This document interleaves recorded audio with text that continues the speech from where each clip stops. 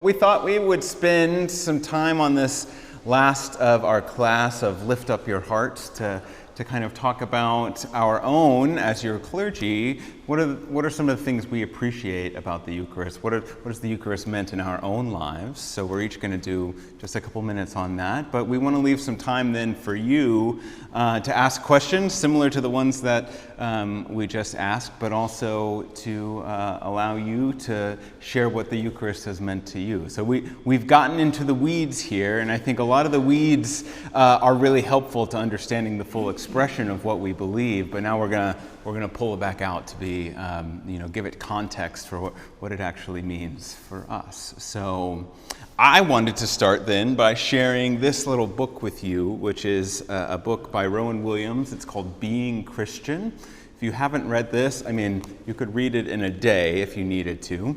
But I would also take time to sit with it, because every time that I read the third chapter on the Eucharist, I started this week by looking at it to say, all right, I'm going to read it, make sure I get the points that I want to talk about, but then what I end up doing, and it's a chapter of maybe, 10 pages, and it's gold. It's literal gold in here, okay?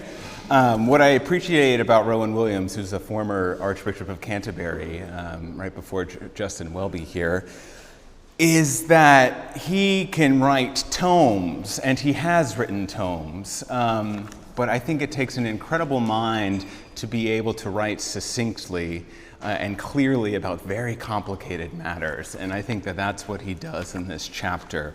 So I almost don't want to share it with you, because as I reread it, I was like, this is a lot of my theology, and this will come up in a lot of my sermons. So maybe don't go read this, but I love this chapter, and so I'm gonna share some of the highlights from it for me. But I think that the central thing about the Eucharist for me, and something that he points to in this chapter, is that when we really start to live into the theology of the Eucharist, it forms who we are and how we see the world. So this sacramentality about being formed as a Christian community together then informs us about how we go out and do the work of Christians. And so I'll start with this quote, which I think is really important out of the many that I found, but I'll start with this.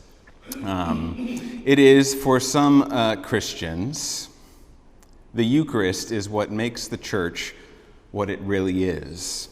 For that short time, when we gather as God's guests at God's table, the church becomes what it is meant to be: a community of strangers who have become guests together and are listening together to the invitation of God. And that is it. That's it for me right there. So it's incredibly powerful to start to then think about invitation and what it means to be invited to be a part of God's world, which is what's happening in the Eucharist, is that this incredible love that is shown to Jesus, through Jesus, this incredible love that God shows to us is an invitation. And so Rowan goes back and he looks at similar to what we've done, some of the biblical narrative that informs the Eucharist, but he highlights something different than what we've talked about. He highlights the ministry of Jesus as being this ministry of invitation. So when we think about all of the different people that Jesus interacts with, it's not the super holy people. It's not the self-righteous. It's not the ones that are, quote unquote, doing it right by the standards of the day. It's the people that need to be seen and to feel love and understand what it's like to be loved by God. So the outcasts, the people that are broken, the people that are sinful, however we want to define that word, that's who Jesus seeks out and invites in. So he particularly points to the story of Zacchaeus, about this invitation into Zacchaeus' home, this "won't you invite me into your home" is a really powerful idea.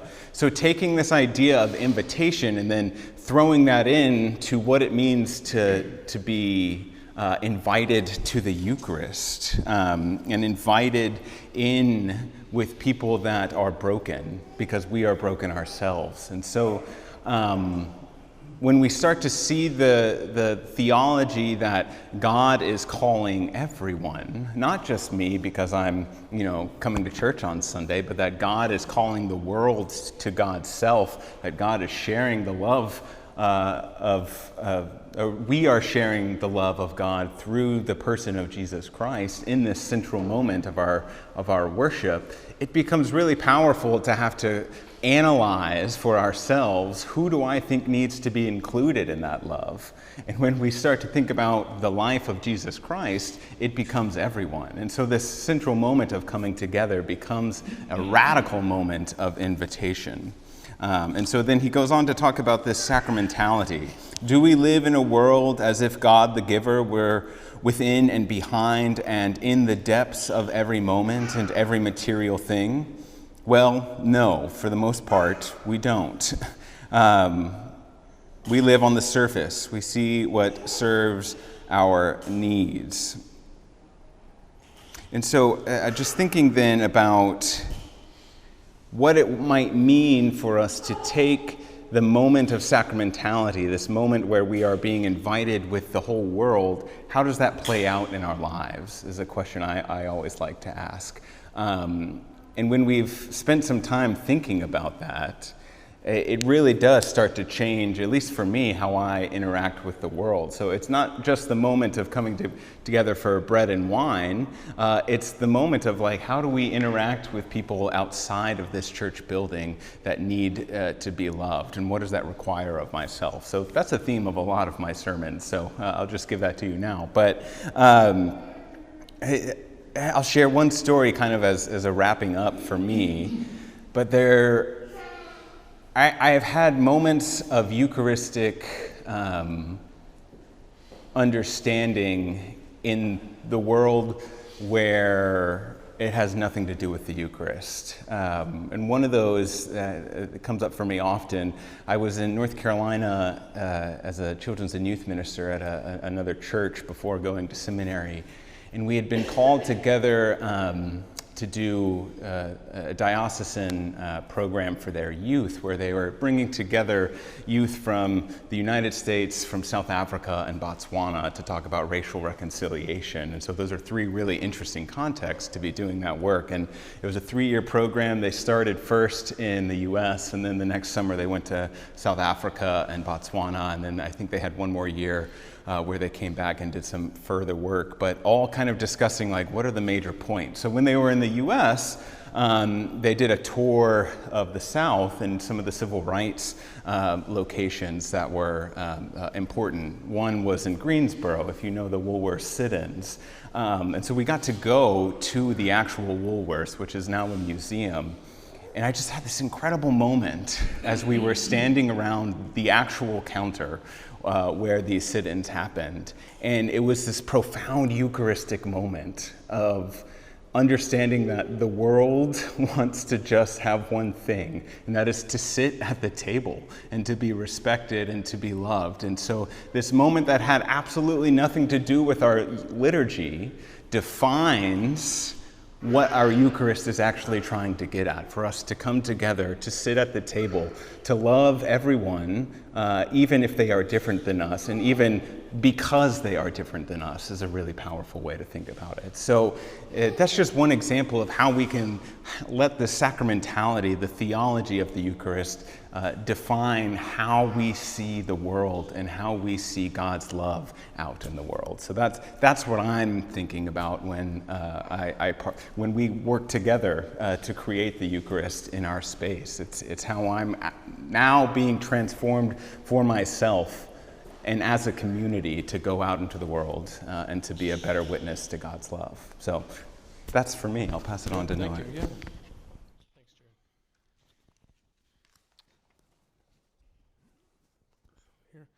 Yeah. I'll say yes to everything that Jared just said. I appreciate that as far as my own understanding of this. I was thinking of talking a little more about the corporeal nature of the Eucharist for me, the bodily nature of it.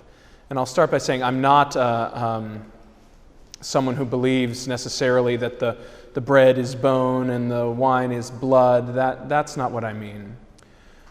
What I mean is that that Jesus is real, was real, and is real, is to me encapsulated in the Eucharist. And that his body was pierced and broken and sweat and blood and tears and, all the things that come with particularly the giving of his body for us. And then that we get to receive that into our bodies. And so not just the idea of it, but the actuality of it is encapsulated in these little physical tokens, almost, these literal tokens. But then also, this sort of the idea of bread and wine, and that it is mingled then, that his existence is then mingled with my existence. And in consuming it, I have literally taken it into my body and myself. And therefore, the way that anything we put into our body changes us, interacts with us on a cellular level, so too does the presence of Jesus. And so I grew up in a parish, a small but healthy pastoral-sized parish outside of Boston. And every week we did Rite 1, Prayer 2 at all the services. So if you come to the 8 o'clock service, that's what I grew up on. I didn't even know that there were other Eucharistic prayers until I went to college. Like A, B, C, D, enriching our worship, all that stuff was like brand new to me.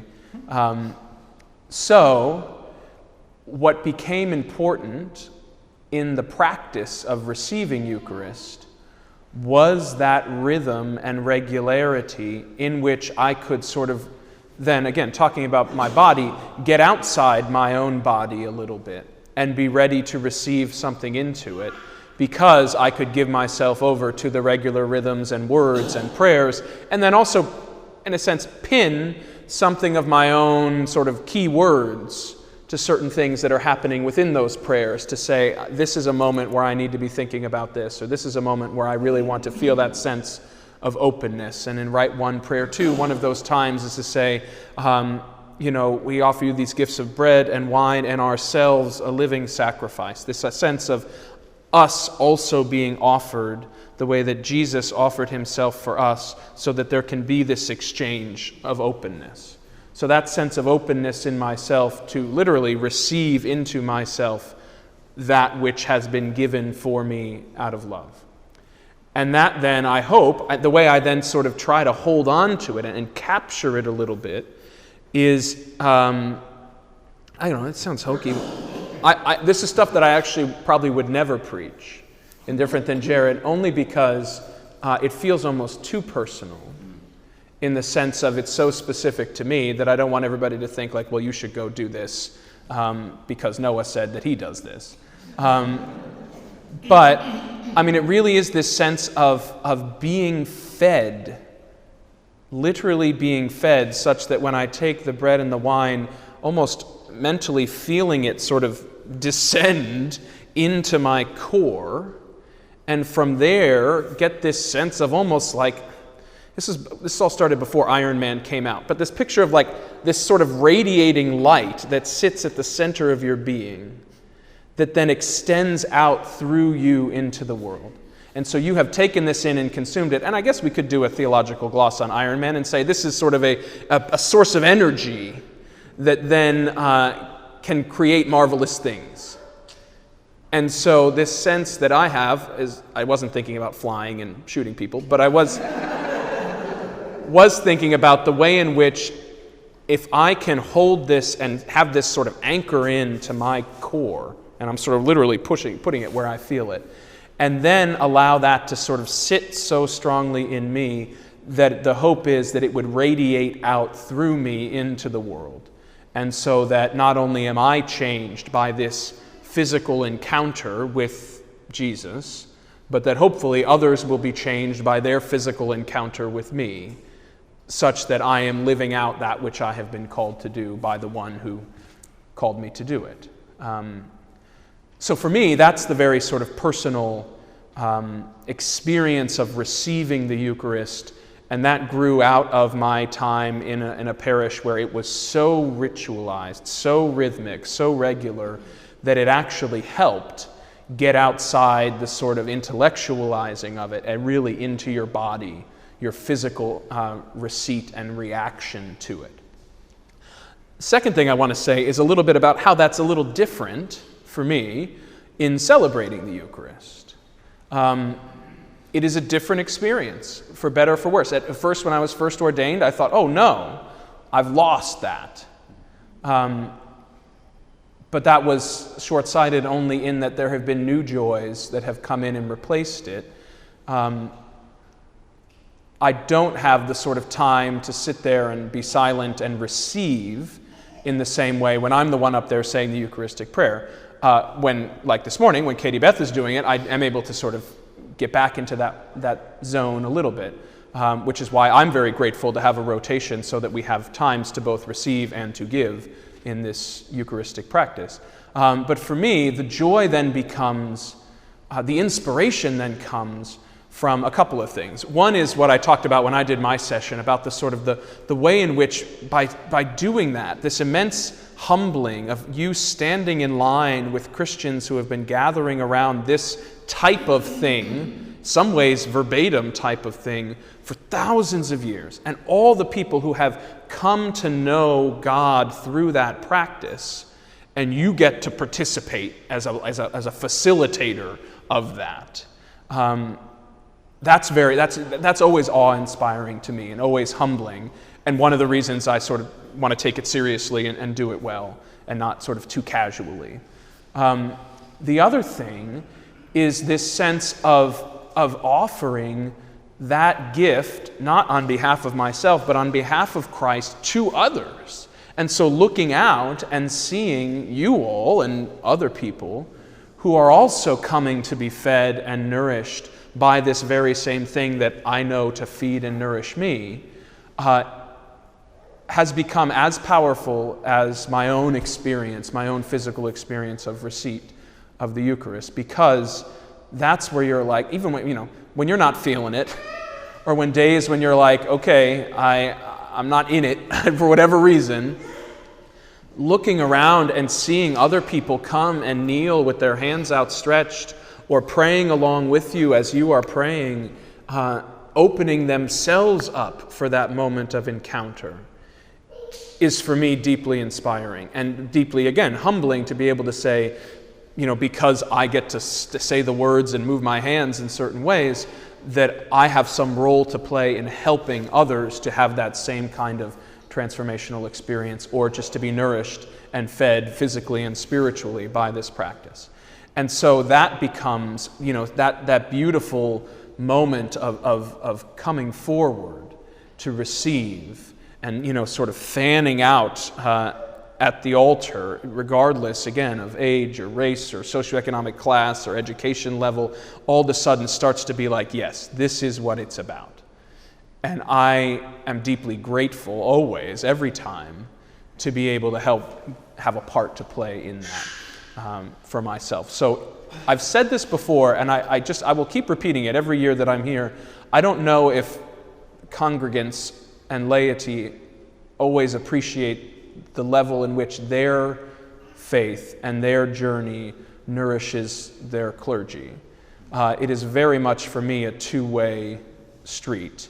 I hope that I might nourish yours, but I certainly know that you all and others nourish mine by one of the ways, your willingness to say, this matters to me and I want a part of this. And that then makes me say, this is something that is important and worth doing, and I'm grateful to get the chance to do it. So those are the couple of things I wanted to say. We're turning it over to you, Katie Beth. I will pass you behind me.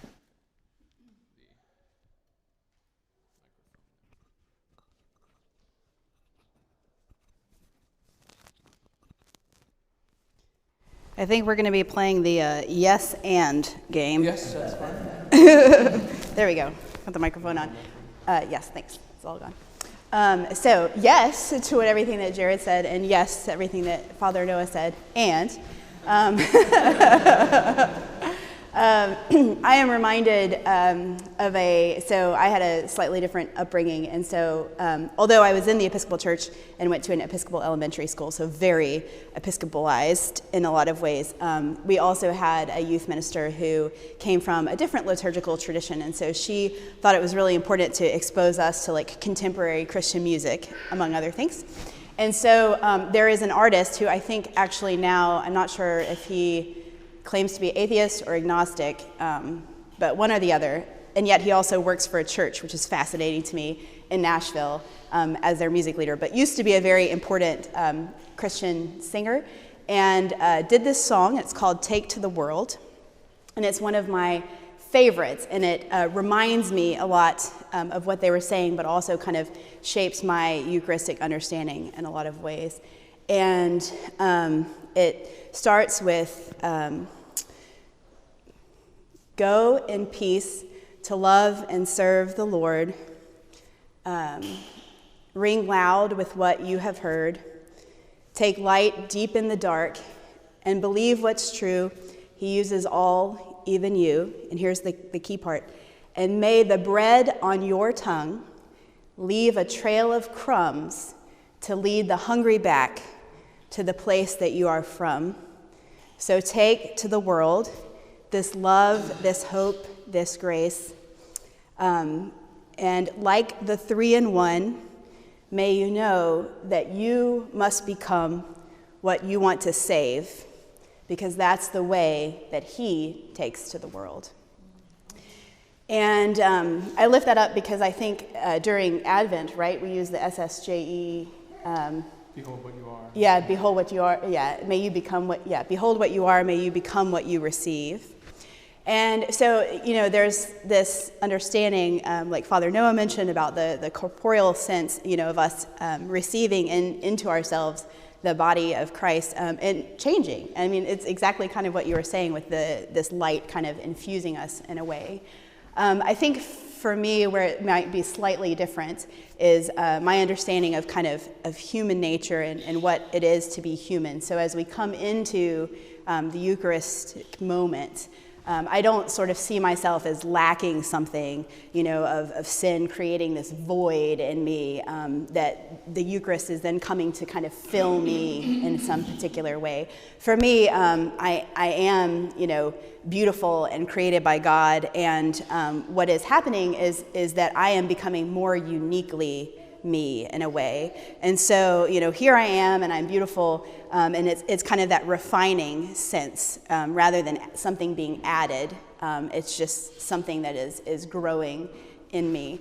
And I think for kind of with the presiding moment for me, it's kind of less of me sort of standing in between everyone who is present and God and helping to sort of distribute, but sort of joining with everyone in kind of a new and unique different way. I know I'm not explaining this super well. I'm trying not to use the same words. But, you know, there is a sense in which, for me, the Eucharistic moment, it's not just within the service. And we've all kind of also said this in different ways. That it doesn't mean much if it's just us coming on Sunday and communing with one another, and we're not allowing ourselves to be changed and formed and taking that back into the world. So just like Jared mentioned, you know, there was a Eucharistic moment for him that had to do, you know, with youth and that kind of work that was outside of the church. I think for me, those Eucharistic moments are everywhere, and what I try to do is focus and pay attention to when they are happening, to when I see someone on a street corner who's like, you know, hey, I am hungry, I don't have anything to eat, and I'm standing outside the church. I'm like, okay, we can, you know, physically fix this right now. Let me go in and find out where our Sunday morning snacks are and go through all the cabinets. That's, you know, a very physical example. But there are also the smaller examples, you know, of like my college students who are coming and they're like, you know, the Jesus thing, I kind of gave up on that a while ago, but I want to know more now because I realize that there's something missing. And that's what it is to kind of be that body of Christ. And, okay, let me just be vulnerable for a minute and, let you know that I too myself had a moment where I got very angry at God. And I remember driving on my scooter and being like, God, I'm not going to believe in you again.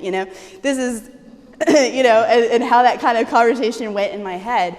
And that breaking open of who we are and our frustrations and the things that are, maybe hidden within ourselves, that in that taking of the Eucharist and Christ's body also being broken, there's that kind of identity of and a aligning of ourselves with Christ in that moment. I think that's probably all I have to say about that. And we are open for right on schedule here. questions. Noah will. Want me to take the middle? Okay. You might catch our answers better for center, but yeah. So we'll repeat your questions for the sake of the people playing along at home. Yep. So let's not go to questions yet. Let's start with maybe some reflections that you have, either in your own, if you're willing to share some of your own understanding or experience of the Eucharist.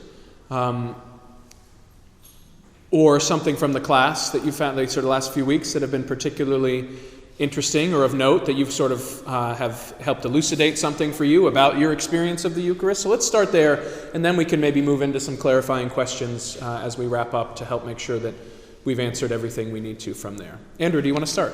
Well, I do believe that Christ is part of the Godhead, is present throughout all creation, but at least my belief is that the Eucharist is where Christ makes himself most apparent. Nice. And so whenever I complete the Eucharist, I feel physically warmer and lighter on my feet. That's lovely to hear. I like that very much. Anybody else? Anybody else have that experience? I'd say so. Yeah. I happened back late 50s, early 60s. I was an altar boy at a church, and then being on the altar, well, I'm not really, when we say we're soul to heal, and that feeling that it's still, it slows me down, and it makes me look up, and I just feel more comfortable and relaxing, happy. Yeah. Something happens. What's going on around the world, and I can get caught up and I carry up in it, and it's kind of a slap in the face. There you go. Yeah. Relax. Yeah.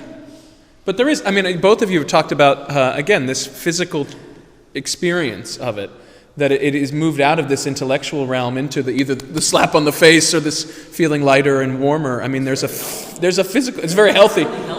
Yeah. Lowers your blood pressure a little bit, yeah. Maybe that's what they meant when they said wine was good for your heart. Yeah. Those are great, guys. Thank you guys very much. What else? Others? Yeah, Asa. So I think for me, one of the most important phrases in the Nicene Creed is eternally begotten. Mm-hmm. And so when I take the Eucharist, I feel like I'm touching that thread of becoming. Nice. That's a nice way to say that, Asa. Touching that thread of becoming, that eternally begotten, that ongoing process of existence. Yeah, good. Mariana, did I see your hand? I was reading this from the Eucharistic Prayer 1, and I just like this part. You redeemed us in Jesus Christ and knit us into one body. Knit us. Yeah, that's a nice verb, isn't it? Pray your spirit to replenish us and call us the fullness of life. The fullness of life is a lot of things, but that's just really neat. And I was thinking too about, and all the different churches were saying, the Holy One, Holy together, but then here is really saying, there's none. Yeah. So we're yet to people before us. That sanctus, or those repetitive phrases, those ancient phrases that we use and reuse, knitting us together, not just those of us here, but back, and if you want to, into the future to those who will continue to do this. Yeah, you're a part of something bigger in that moment.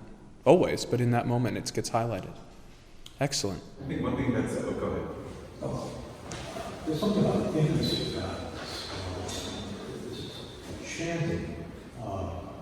In the garden, he walked with us. It was all about fellowship with God in the garden. And here comes Jesus and saying, reminding us of our image is his. Right. And so we get to eat his image. It's in us now. And he talks about that. I am the Father is in me, you are in me. Right. This is inness, this intimacy that's really profound. Intimacy, inness. I love this. Yeah, that's beautiful, Mike. And it is very much that sort of Johannine. We'll get into that in some of our lections and readings.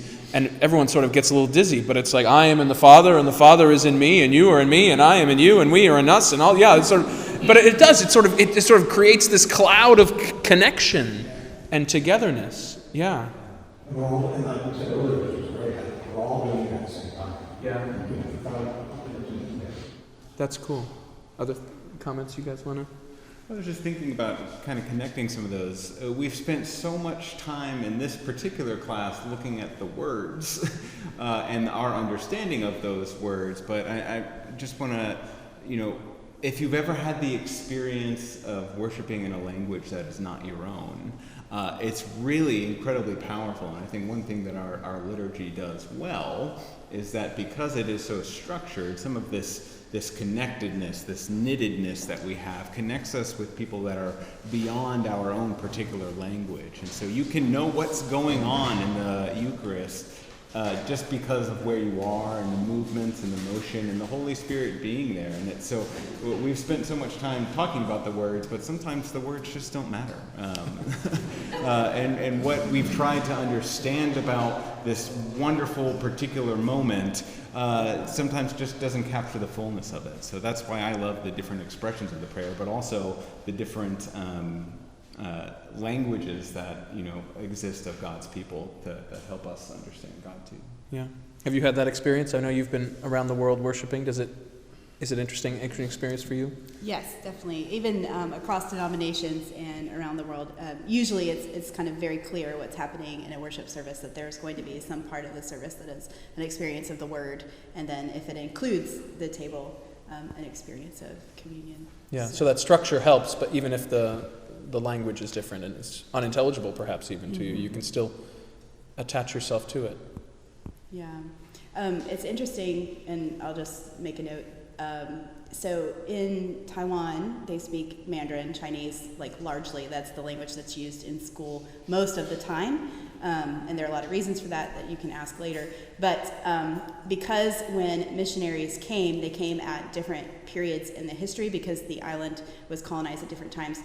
Catholics use one set of vocabulary for God, for saints, for the writers of Scripture, and Protestants use another word for God and Scripture. And so it's very fascinating because there's a very clear divide whether you are Catholic, and so there's a word for being Catholic, and then there's not really a word for Protestant in the way that we say it. It's just Christian. And so there's developed then this understanding that if you are a Roman Catholic, that you are not Christian. And so challenging that thinking among people is very interesting, but one of the ways in which we were able to do that was to do exactly what you were saying, ask, well, okay, when you go to a Catholic church and you hear what they're saying at communion, does that not sound, very similar, even though maybe the words might be slightly different to what is happening, in a Protestant church. And so that was kind of a common tactic that we would use to try to sort of break down any stigma and hatred that had built up. Mm-hmm. And we've been talking about language here and words, and I did give you the assignment to go home and read those Enriching Our Worship prayers, which specifically tried to use different language and vocabulary and words. So as we're talking, if you want to throw in any comments you said to say this didn't really do it for me at all, or actually I found this deeply enlightening, throw that into the mix as well. But Melissa, yeah. Well, two things. First, when I lived in France, I was shocked to see that God was referred to as tu and not vous, like it's the informal tu, like with friends, and it's more formal, because I was raised Catholic, and God was very distant and formal to me. And then the other thing is the actual service. My husband's Jewish, so I would bring our children and then just me. And I remember just trying to get through the service, with well-behaved children, and I could not wait for the Eucharist. And I was like, okay, we're here, and next next? We're going to go up. And then we would go up and take communion. And the best part was coming back to our pew, and we would all kneel and we all say what we are grateful for. So it was really, it was still very mysterious to me, and I think the ritual is such a great container to hold the mystery and the unknowing and the uncertainty, or not having a lot of answers for little children. Yeah. But it was just, I think my favorite memory is actually returning from the table, and the intimacy. To me, the table is a gathering of a lot of people, but it's very much an intimate relationship between the administrator and the bread and the wine and the receiver. So that makes a huge difference, like the eye contact. So you're not in a factory, you're having a true communion with this person. That's beautiful. I love what you said, Melissa, about the sort of the ritual provides a really good container for that mystery and those mysterious things that we're putting into it. Some form and structure actually somehow allows deeper engagement with things that are formless and structureless. That's wonderful. Thank you. And I'll add that physically moving, I think that's so huge to like get out of your pew if you can. And to physically move changes your perspective and your relationship with your experience. So I think physical movement is a really big part of it too. We talk about embodiment as being a metaphorical thing, but it's a physical thing sometimes. Yeah. I'm embodying part of what's happening in this service by my physical movements in the space. Yeah. We will. I will just say the Baptists in the room will be familiar with the sense of the altar call, right? And I sort of I've said before, but we have an altar call every week where we sort of invite everybody forward to come to the altar and participate in this. And we don't quite phrase it the same way or understand it in exactly the same terms, but that sense of getting up and going is a way of claiming for yourself your participation in this life of faith. Free will, yeah, that's right. And I'll also say that's one of the reasons I felt strongly about us returning to the altar rail and not just the... this is pejorative, the drive-through stations on the floor, where everyone's sort of coming through one by one, but sort of that actual sort of claiming of that holy space. Like that is not just an area where the clergy or the people wearing robes get to go, but all of us are walking all the way up to that holy place, that holy space that we have consecrated, and then saying, I belong here too, and I'm participating in this, and I'm going to claim that by walking up and kneeling there or standing. Yeah. Blair. I'm amazed, and this may be off topic completely, but to me, the invitation is so important, and the dance does not happen without an invitation. Nice, yeah.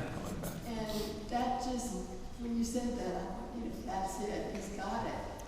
So. That's beautiful, Blair. I think that makes a lot of sense. The dance does not happen without the invitation. For me, I've Yeah, taught Peggy. a lot of different denominations, but here I hear us saying it's safe and good to have God in a box, to have these boundaries so we understand, like with children, oh, you can't go there. But then also, this type of class has just opened for me. I just can't explain it. Well, thank you, Peggy. I'm glad for that. There are ways in which we can access spiritual things through our bodies, through our minds, learning about the anamnesis and the sursum corda and all those things actually can help deepen our appreciation. I mean, same is true with Scripture, right? Like you can read it in many different ways and with a lot of different lenses, and it actually deepens your engagement with it rather than threatens it. I think sometimes people feel like to learn about something in an intellectual way will threaten the spiritualness of it. But what I hear you saying, Peggy, is actually this has opened up new doors to explore. Yeah. I'm overwhelmed. I'm just flooding out. That's great. I'll ask this question and then I'll disappear to go set for our next Eucharist. But I'm curious then if anyone wants to remark about how this class or things you've picked up has changed your interaction with our Eucharist or anywhere you take the Eucharist. So I'll throw that out. Go ahead, Peggy. Yeah, go ahead. Like I said, I come through a lot of traditions.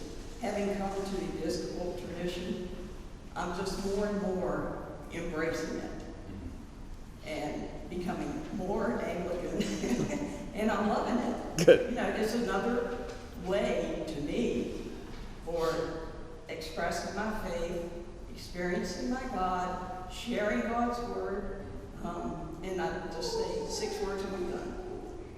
God's bread, my bread, our bread. Nice. Yeah. Thank you, Peggy. That's good. Well, Jared's going to go get ready, but when? Yeah. I found out these classes make me open up to DCP more often and say, hey, maybe I ought to read a little bit more. That's fair. That's good. I'm glad. Yeah, there's some interesting stuff in there. Plus, there's rubrics in there. We don't always give you the rubrics. And the rubrics are the italicized lines that help explain a little bit about what should happen or what is happening. So, yeah, I was going to say, that's a good point. Yeah. Yeah, Joanne.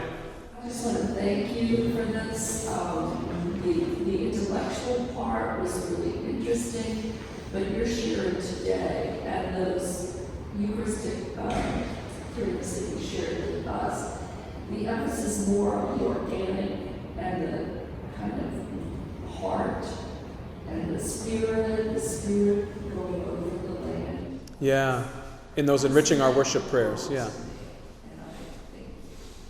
Well, I mean, think about it, right? We're taking plants in the bread and the wine, combining them with human effort, and creating something that is then being offered back up to God and then sanctified as something even more than that. It is something very organic that we are engaging with and creating this moment of this sacramental moment. You know, it's elemental in that sense. From the earth. Same as water being elemental in baptism, fire. I mean, there's these things that we, with the candles that we will have at the vigil. I mean, there's these ways in which the fundamental building blocks of life in the natural sense are very much being used in the sacramental sense within the church. Sure. And there was one of the prayers that actually had an emphasis on motherhood. Yeah. It was the one with the creation. The third one, I think. And then I put a note in there. We are now talking about creation. And you're talking about motherhood, not production. Not reproduction, not production. As a whole different thing, and it is what I experienced as mother.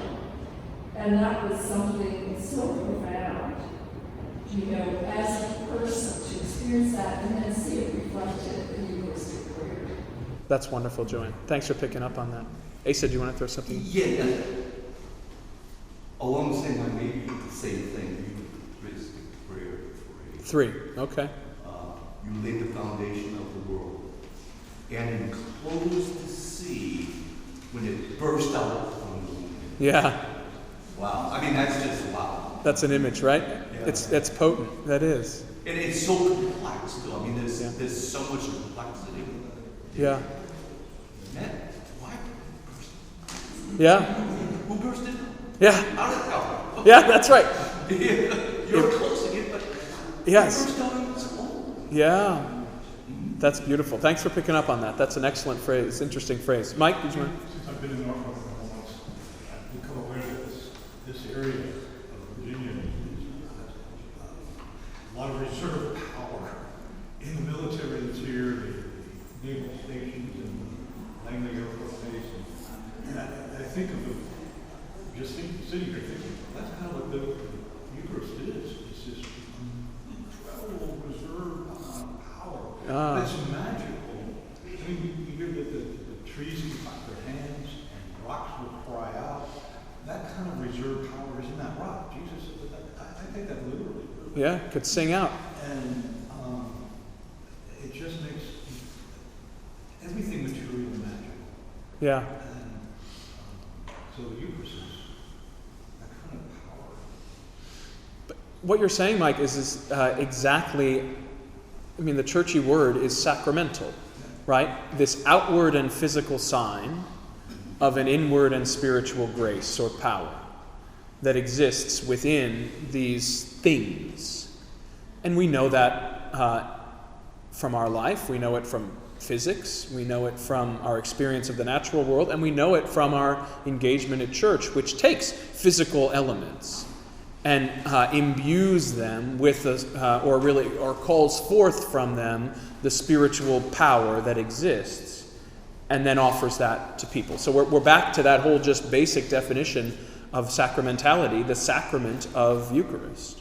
And that's what we're engaging with. So I'm going to stop us there because we've got to get ready. But thank you guys for these few weeks. We really appreciate it. We will be off next week. No adult forum next week because we've got all sorts of stuff to do for Palm Sunday in between the services. But do make a point in your bulletins to make a note of the Holy Week services coming up and joining us for those, because it's going to be an important and I think really enjoyable journey for us to go through together. So thank you guys. We'll see you.